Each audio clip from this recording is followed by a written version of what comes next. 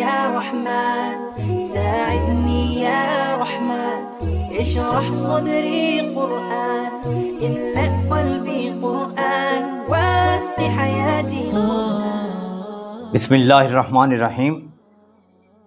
Modern settled اسلام اور جدید معاشرے کے حاضرین ناظرین سامعین السلام علیکم ورحمۃ اللہ وبرکاتہ. آج میں پھر ذی الحج کے حوالے سے ایک اہم موضوع کے ساتھ آپ کے سامنے پیش خدمت ہوں، اور یہ موضوع ہے قربانی کے گوشت کی تقسیم کا شرعی طریقہ. اس سلسلے میں سب سے پہلے یہ بات محل نظر رہے کہ قربانی اس پر واجب ہے جو عاقل ہے، بالغ ہے اور آزاد ہے، غلام نہیں ہے اور مسافر بھی نہیں ہے، اور پھر صاحب نصاب ہے. صاحب نصاب سے مراد ہے کہ 52.5 تولے چاندی اس کے پاس موجود ہو، یا 52.5 تولے چاندی کی مقدار کے برابر تجارتی سامان، گھر کے کپڑے، پلاٹ وغیرہ یہ چیزیں اس کے پاس موجود ہوں. اور یہ 52.5 تولے دور حاضر کے تناظر میں 1,35,000 روپے بن جاتا ہے. کیونکہ جس کے پاس 1,35,000 روپے سپیئر، ایک تو ہے گھریلو اخراجات کے لیے، اس نے بچوں کا سامان لینا ہے، باقی چیزیں لینے، اس سے بچ کے موجود ہے، اس پر قربانی واجب ہے. یہاں پر ایک نقطہ میں یہ بھی آپ کے سامنے رکھنا چاہوں گا کہ کوئی زمانہ ہوتا 10 میں لاکھ بہت بڑی چیز ہوتی تھی. مجھے یاد ہے جب میں چھوٹا ہوتا کہتے لاکھ کے پاس ہے یا لاکھ گپیں لگانے والوں کے پاس ہے. تو آج تو لاکھ ایک عام چیز بن گئی ہے. لہذا علماء کرام سے میری گزارش ہے کہ اس مسئلے پہ ذرا نظر ثانی کریں اور نصاب کے بارے میں ذرا دور حاضر کے تناظر کو سامنے رکھتے ہوئے اور دور نبی صلی اللہ علیہ وسلم میں جو اس وقت کی قیمت تھی اس کے تعین کے مطابق ذرا نصاب کو پھر دیکھیں. اب جب آپ نے اس میں یہ نقطہ بھی ذہن میں رکھیں کہ اگر آپ کے پاس دور حاضر کے تناظر میں ایک حصہ جو گائے کا ہے وہ 25,000 کا ہے، اور ایک حصہ جو بکری کا ہے وہ 40,000 کا ہے یا 45,000 کا ہے، اگر آپ کے پاس اپنے اخراجات تمام مہینے کے نکال کر یہ رقم موجود ہے تو آپ پہ قربانی واجب ہے. بس یہ بات آپ ذہن میں رکھیں کہ پھر یہ ہے کہ اللہ تعالیٰ اس قربانی کے ذریعے سے آپ کے مال میں، عزت میں، آبرو میں، آپ کی جائیداد میں برکتیں ڈالے گا. لہذا اس میں یہ چیز ہے، ایک ہوتا ہے تقوی، ایک ہوتا ہے فتویٰ. تو اس میں آپ نے تقوی کی روش اختیار کرنی ہے. اگر آپ کے پاس یہ چیزیں ہیں تو آپ نے فوراً قربانی کر دینی ہے. پھر دیکھیں اللہ تعالیٰ کس طریقے سے غیب سے آپ کے اوپر اپنے انوار اور اپنے برکات نازل فرماتے ہیں. تو اب جب آپ نے قربانی کر لی تو پھر اس کے 3 حصے کرنے ہیں. ایک حصہ وہ ہے جو آپ نے اپنے لیے رکھنا ہے، اپنے بچوں کے لیے، اپنے گھر کے لیے، اپنی ضرورت کے لیے، یہ ایک حصہ مثال کے طور پہ. اور ایک حصہ آپ نے رشتہ داروں کے لیے رکھنا ہے، اور ایک حصہ آپ نے اپنے جو آپ کے غریب ادھر ادھر غربا جو ہیں، مسکین، حاجت مند، ضرورت مند، ان کے لیے رکھنا ہے.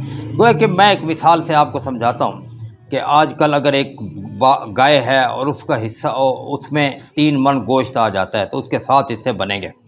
تو 7 حصے مراد 120، تو یہ گویا کہ 18 کلو آ گیا.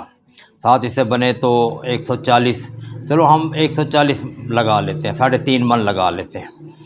تو 20 کلو گوشت اس کے پاس گھر میں آ گیا. اب اس 20 کلو میں 7 کلو وہ خود رکھ لے گا، اور 7 کلو وہ رشتہ داروں کے لیے رکھ لے گا، اور 7 کلو غریب غربا کے لیے رکھ لے گا.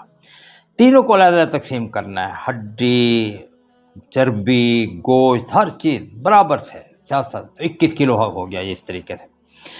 اب اس کے بعد ہم آگے چلتے ہیں. اپنا جو اس کا حصہ ہے وہ تو جیسے استعمال کرے، کھائے پیے، رکھ لے، بعد میں کھائے، جو بھی اس کو عید کا انحصار اس پر ہے. پھر رشتہ دار ہے، رشتہ داروں کا حصہ جو ہے آج کل صورتحال یہ ہے کہ ہر رشتہ دار خود قربانی کرتا ہے. اب میں اپنی بیٹی، میری بیٹی یہاں سے 30 کلومیٹر دور رہتی ہے، حالانکہ اسلام آباد میں PWD میں رہتی ہے. اگر میں اس کے گھر دینے جاتا ہوں، وہ میرے گھر دینے آتے ہیں، تو یہ تقریباً اور نہیں تو 6,000 کا ہمارا خرچہ ہے. یہاں سے اپنی گاڑی پہ جائیں تو تقریباً 1,500 کا پیٹرول لگتا ہے، 1,500 جاتے 1,500 آتے، 3,000 یہ ہو گیا.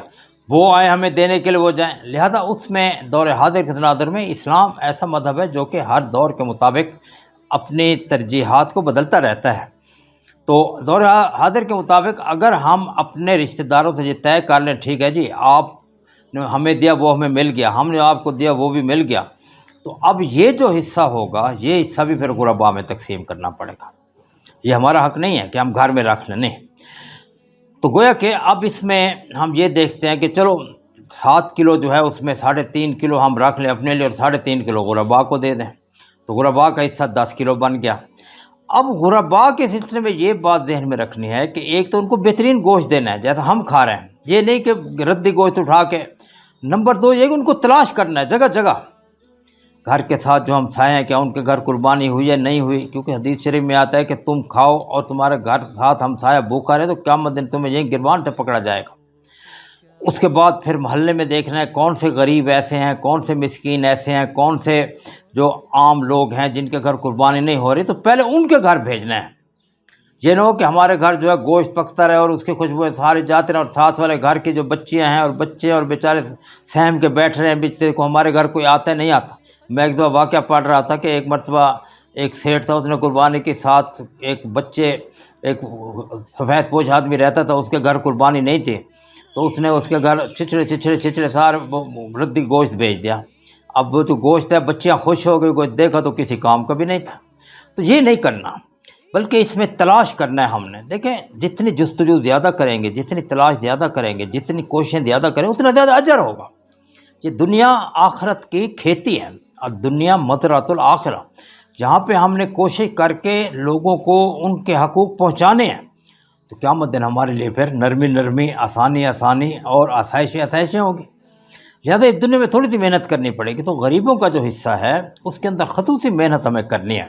آج کل یہ ہوتا ہے کہ جی بہترین گوشت رکھ لے اور باقی ادھر ادھر بانٹ جانے. ایک تو جو ہم نے گھر میں رکھا ہے ویسا گوشت بانٹیں گے، یہ نہیں کہ اپنی مرضی سے، نہیں، یہ بات نہیں ہے. 3 حصے برابر کرنے ہیں. بکری ہے، گائے ہے، جو بھی ہے، جیسے میں نے ایک آپ کے سامنے ایسٹیمیٹ لگایا.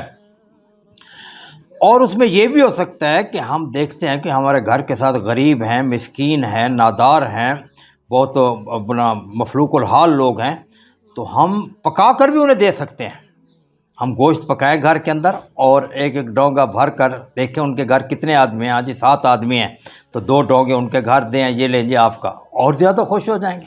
ان کو پکا پکایا گوشت بہترین مل جائے گا. کوئی کہ اسلام کا تقاضا یہ ہے کہ گوشت جو انسان کی بنیادی ضرورت ہے غریب امیر ہر کسی کو ملے. یہ نہیں کہ امیر کھائیں ان کے گھر تو جو ہے وہ باربیکو ہو رہا ہو، ان کے گھر جو ہے وہ قورمے پک رہے ہوں اور غریب بیچارے نہیں. غریب بیچارے بھوکے نہ رہیں اس دن بھی، ہر غریب کے پاس گوشت موجود ہے. اچھا یہاں غریبوں میں بھی پھر کئی اقسام ہیں. ایک وہ قسم ہے جو گلیوں کے اندر دروازوں کو بیل دے کے مانگتے رہیں گے اور پھر گوشت اکٹھا کر لیں گے. ان کو بھی دیں، یہ نہیں کہ ان کو نہ دیں، کہیں نہیں بھاگ جاؤ، نہیں، ان کو بھی دیں، ان کا حصہ دیں.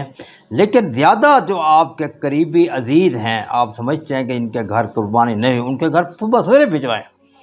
جیسے ہی قربانی ہو فوراً پہلے ان کے گھر بھجوائیں. پھر ہمسایوں کا خیال کریں. پھر اس کے بعد آپ کے گھر جو ماسیاں کام کرتی ہیں، پھر اس کے بعد آپ کے جو دفتر میں ملازمین ہیں اور اس کے بعد کاروباری لوگ ہیں تو ان کے ملازمین. وہ ہے کہ اس طریقے سے ہم نے 2 دن پہلے مکمل پلان بنا لینا ہے کہ ہمارا اتنا گوشت ہوگا اور ہم نے ان لوگوں کو دن ان کی فہرست تیار کر لینی ہے. دیکھیں اسلام ایک ایسا مذہب ہے جو کہ ایک منصوبہ بندی والا مذہب ہے. رسول اکرم صلی اللہ علیہ وسلم کی تمام طریقوں کے اندر منصوبہ بندی عیاں ہوتی تھی. تو لہذا گوشت کی تقسیم کا شرعی طریقہ یہ ہے کہ اس کو ہم 3 حصے کریں اور 3 حصوں میں پھر جو رشتہ داروں کا حصہ ہے اس کے بارے میں نے بتا دیا ہے. اب کہ آج کل کے دور میں میں اسلام آباد میں رہتا ہوں. اسلام آباد اور پنڈی فاصلوں کے شہر ہے. میرا بھائی یہاں پہ G10-3 میں رہتا ہے، اس کے گھر جاتے جاتے بھی 13 کلومیٹر بن جاتا ہے. تو ہم آپس میں طے کر لیتے ہیں ٹھیک ہے جی آپ ہمیں نہ بھیجیں، ہم بھی نہیں بھیجیں گے، آپ کا ہمارے پاس حصہ آ گیا ہمارے پاس. پھر وہ یہ کرتے ہیں کہ اس میں کچھ حصہ رشتہ داروں کے لیے رکھ لیتے ہیں، بھئی جب کبھی آئیں گے ہم سے تو ہم ان کو پکا کھلا دیں گے اور باقی غریبوں میں بانٹ دیتے ہیں. تو یہ طریقہ چلتا ہے. پھر غریبوں کے اندر بہت احتیاط کرنی ہے، جیسے میں نے ساری چیزیں آپ کو بتائی ہیں. گویا کہ عید قربان کے موقع پہ کوئی فرد ایسا نہ رہے جو رج کر سیر ہو کر گوشت نہ کھائے. اگر کوئی رہ گیا تو پھر ہماری پکڑ ہوگی. جیسے میں نے کہا نا کہ رسول نے فرمایا کہ اگر ہمسایہ بھوک سے رات کو سو گئے تو قیامت دن ہمیں پکڑا جائے گا. ٹھیک ہے دنیا میں نہیں پکڑ ہوگی لیکن قیامت دن پکڑ ہوگی. ہمسایہ سے مراد یہ نہیں کہ مسلمان ہو، مسلمان ہے، کافر ہے، جو بھی ہے. تو لہذا رشتہ دار بھی اس میں یہ نہیں ہے کہ مسلمان ہو کافر ہو، نہیں، جو بھی رشتہ دار ہیں چاہے عیسائی ہے، یہودی ہے، چاہے وہ ہندو ہے، چاہے جو بھی ہے، ہم نے اس کے گھر گوشت پہنچانا ہے اور اس کو دینا ہے۔ یہ نہیں کہ یہ گوشت صرف مسلمانوں کے لیے، نہیں، تمام کے لیے۔